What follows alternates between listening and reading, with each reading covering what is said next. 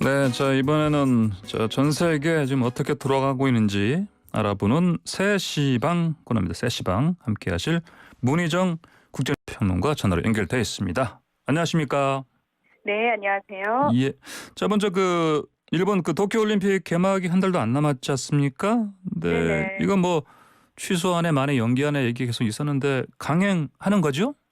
그렇습니다. 이 코로나19 팬데믹으로 인해서 이미 1년이 연기된 일본 도쿄올림픽은 다음 달 23일 개막식을 앞두고 있는데요. 하지만 지난 21일 일본 9개 광역 지방자치단체에 발령됐던 긴급사태 해제 이후 연일 1,000명 이상의 신규 확진자가 발생하는 가운데 이 올림픽이 열릴 도쿄도에서는 최근 일주일 동안 신규 감염자 수가 25% 정도 증가한 상황입니다. 예. 게다가 최근 입국한 아프리카 우간다 선수단에서 2명의 확진자가 발생했는데요. 모두 백신을 맞고 들어왔는데 한 명은 전염성이 강한 델타 바이러스에 감염된 것으로 나타나서 우려가 커지고 있습니다. 이 나루히토 일왕도 올림픽 개최에 우려를 표했고 일본 국민들도 여전히 올림픽 개최 반대 여론이 높은 상황인데요.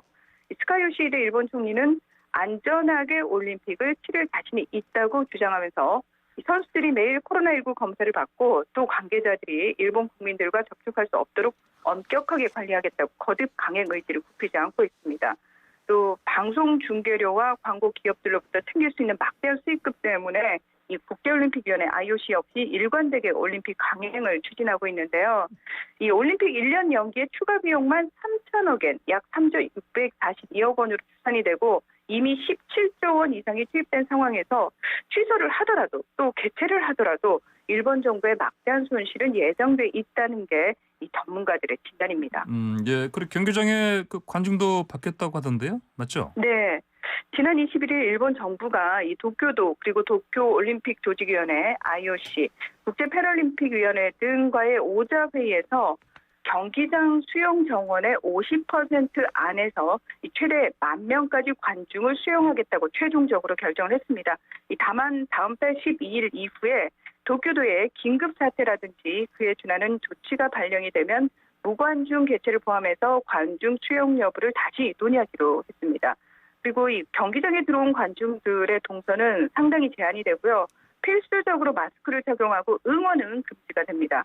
하지만 여기에 이 출전 선수와 종목별 관계자 또 스폰서 기업 관련자들에 대해서는 따로 인원수를 제한하지 않기 때문에 실제로는 훨씬 많은 사람들이 경기장 안에 들어올 것으로 예상이 됩니다. 또 개막식 관중은 2만 명까지 입장시키기로 했지만 선수 가족을 포함한 해외 관중은 받지 않기로 했는데요.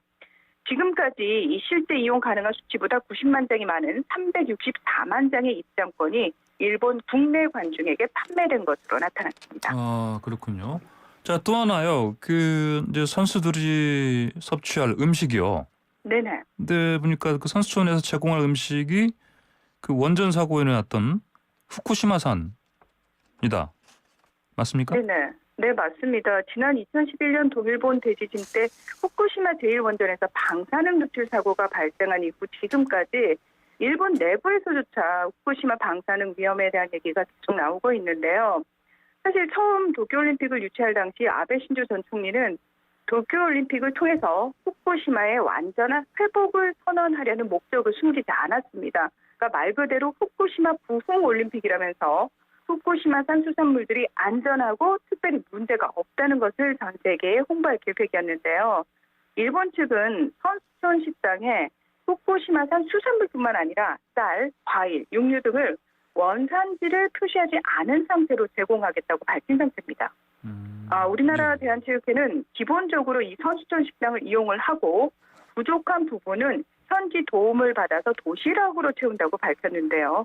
이기흥 대한체육회장은 IOC가 세계보건기구 WHO 그리고 국제원자력기구 등과 후쿠시마산 식자재 사용과 관련해서 지속적으로 논의 중인 것으로 안다면서 IOC가 점검을 다 할 거다 이렇게 이야기를 했습니다. 네, 그렇군요. 지금 자국 선수들이 일본 선수들도 반발하지 않겠습니까? 이거에 대해서 다른 나라 네, 선수도 그렇고요. 예. 일본 선수들은 지금 백신도 맞지 않겠다고 반발을 하고 있는 상황이죠. 그러니까 예, 네. 그러니까요. 백신도 맞겠다고 하는데 후쿠시마산 이거 먹겠습니까? 예.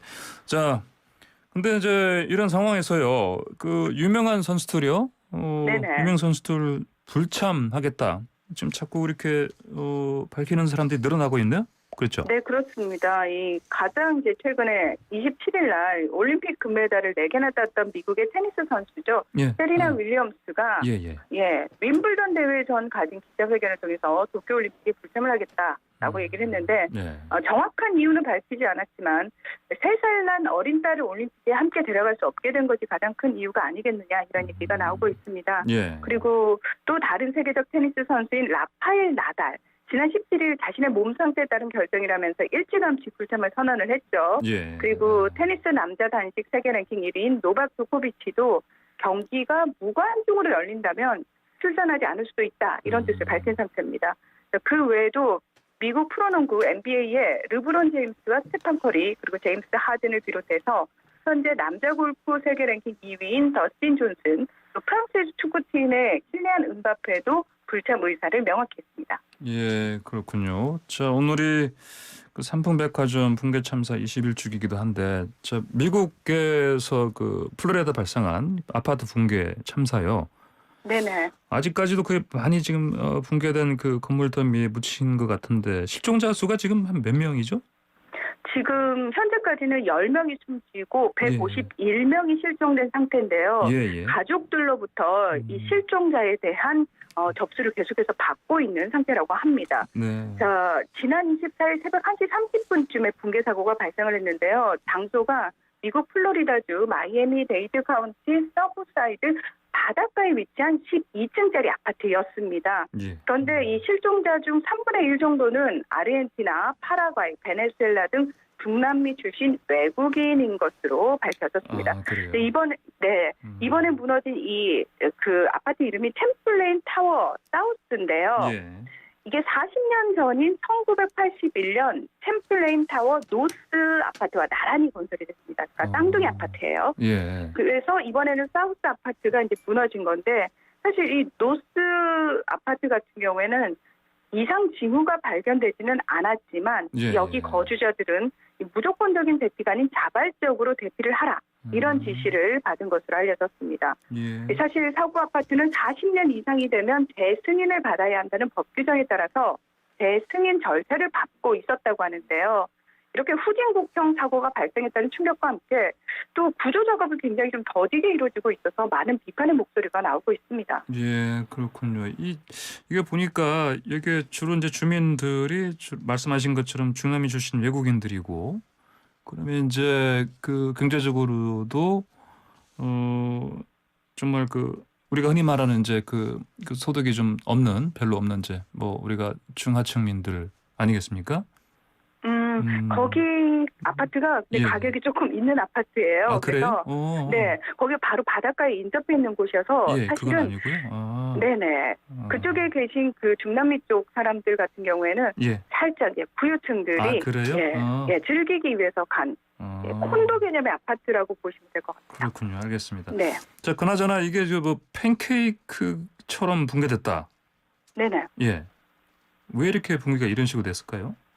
그 건물 무게를 지탱하는 하부가 손상이 돼서 예. 여러 층의 건물이 마치 팬케이크를 겹쳐놓은 모습으로 무너지는 현상을 실제로 팬케이크 붕괴라고 부르는데요. 예. 그러니까 아마 사진을 보셔서 아시겠지만 중간중간 전혀 공간이 생기지 않기 때문에 희생자도 많고요. 추가 붕괴 우려도 커서 적극적인 구조 활동에 어려운 측면도 있다고 합니다. 예. 그런데 우리가 이제 40년이라고 하니까 굉장히 오래돼서 붕괴가 됐구나라고 생각하기 쉽지만 사실은 주변의 다른 건물들은 그거보다 더 오래됐다고 그래요. 아, 그래서 그래요? 비교적 신축에 들어간다고 하거든요. 예. 그래서 붕괴 원인이 뭐 정확히 밝혀지려면 아직 더 많은 조사가 필요하겠지만 아파트가 그전부터 매년 2mm씩 침하했다라는 사실이 이번에 알려졌거든요. 그래서 전문가들은 아무래도 바닷가 인근에 바로 인접해서 지어졌기 때문에 네네. 바닷물 등의 습기로 인한 부식 피해와 침하가 지속된 부분이 원인이 아니겠느냐 이렇게 이야기를 했습니다. 바닷가 근처니까 이제 연약 지반일 가능성이 높으니까요. 그렇습니다. 그러니까 실제로 서프사이드 당국이 공개한 문서에 따르면은 구조공학 기업인 모라비토 컨설턴트가 3년 전인 2018년 현장 점검을 통해서 1층 수영장과 지하 주차장에 심각한 하자가 발생했다면서 102억 원 정도의 보수 견적을 제시한 것으로 알려졌는데요. 그러니까 신속하게 보수 공사가 필요한 상황이었음에도 건물 유지 보수를 위한 공사가 전혀 이루어지지 않아서 결국은 인재가 아니었냐 이런 비판이 나오고 있는 겁니다. 예, 그나저나 실종자가 많으니까 구조 작업은 계속 하는 거죠? 그렇습니다. 이 현장에 투입된 수색 구조 요원들이 하루 12시간씩 2교대로 지난 100시간 동안 연속으로 구조 작업을 벌이고 있는데요. 하지만 이 건물 더미 내부에서 간간히 화재가 발생을 하고 있고요. 또 폭우가 내려서 구조에 어려움을 겪는 것으로 알려졌습니다. 예. 또 중장비를 동원한 잔해 반출도 동시에 이루어지고 있어서 혹시 수색 작업에서 복구로 서해한 것 아니냐라는 의구심이 제기되기도 했는데요. 예. 이 당국은 앞으로도 구조 작업을 계속하겠다 이렇게 밝혔습니다. 예, 알겠습니다. 자, 오늘 말씀 여기까지 듣겠습니다. 고맙습니다. 네, 고맙습니다. 네, 지금까지 문희정 국제뉴스 평론가였습니다.